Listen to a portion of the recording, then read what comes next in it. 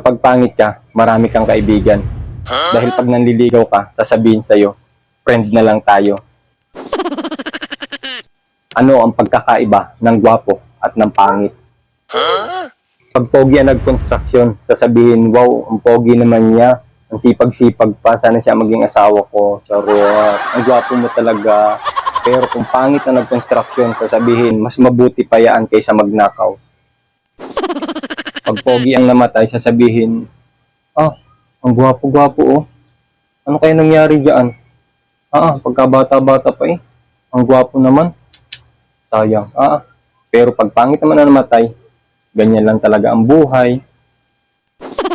Kapag gwapo ang nagbeso sa mga babaeng, kinikilig ang mga nasa paligid.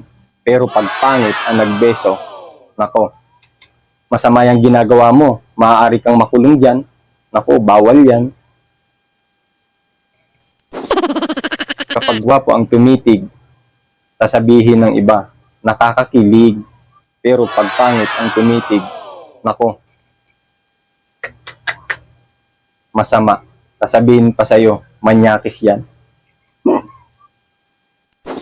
Pero, mas pangit ang hindi mag-like and follow kay Glintz TV. Kaya, ano pang hinihintay mo?